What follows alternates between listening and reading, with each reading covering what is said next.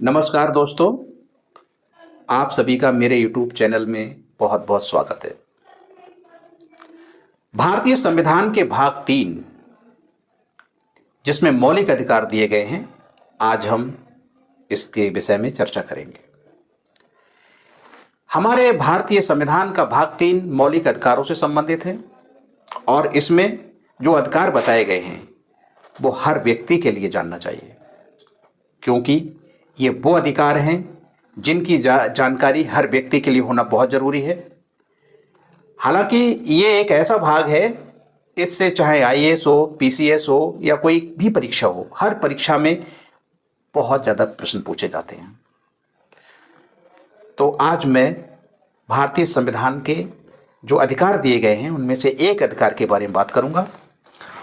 और ये अधिकार जो दिए गए हैं, तो दोस्तों मूल अधिकारों का वर्णन संविधान के भाग 3 में अनुच्छेद 12 से 35 तक किया गया है।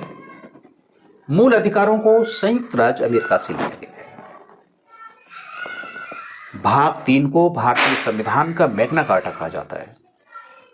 मैग्ना कार्टा का मतलब होता है जब कहीं पर अधिकार की बात की जाए तो उसे मैग्ना कार्टा कहा जाता है।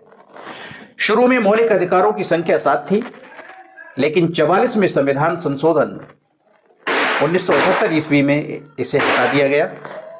हटाया गया अधिकार था संपत्ति का अधिकार। अब इसे एक कानूनी अधिकार बना दिया गया है और अब यह संविधान के अनुच्छेद 300 के तहत आता है। अब मूल अधिकारों की संख्या 6 रह गई है।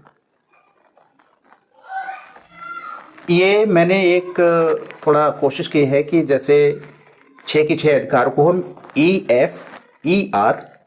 ER के माध्यम से याद कर सके।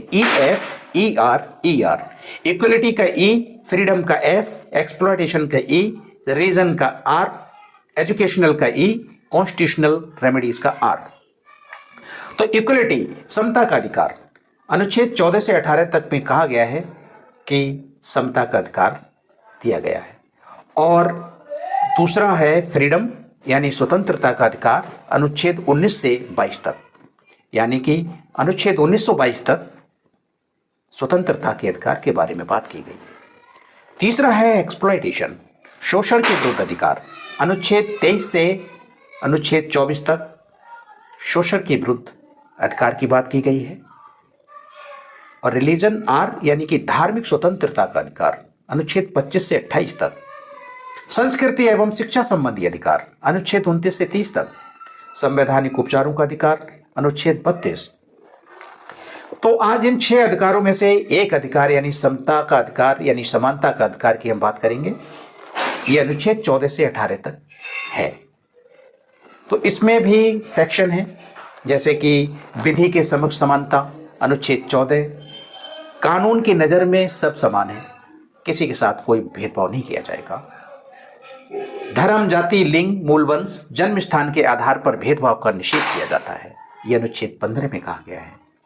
और लोक नियोजन के विषय में अवसर की समता अनुच्छेद 16, यानी लोक नियोजन से मतलब है कि सरकारी नौकरियों में सभी के लिए समानता है, सभी के लिए अवसर दिया जाएगा, इसमें कोई भेदभाव नहीं किया जाएगा। और अगला अधिकार इसी में दे रखा है, अस्पृश्यता या छुआछूत का अंत किया जाता है अनुच्छेद 17। और सेना या शिक्षा संबंधी सम्मान के सिवाय सभी प्रकार के उपाधियों का अंत किया जाता है अनुच्छेद 18। यानी अब शिक्षा संबंधी तो हम कोई भी उपाधि ले सकते हैं, डॉक्टर, इंजीनियर, एडवोकेट। इसके अलावा कोई बादशाह, राय बहादुर जैसी कोई भी उपाधि का अब वर्णन नहीं किया जाएगा, ऐसी कोई उपाधि नहीं दी जाएगी। बहुत बहुत धन्यवाद। आप सभी से निवेदन है कि मेरे चैनल को सब्सक्राइब करें, लाइक, शेयर और कमेंट जरूर करें। धन्यवाद।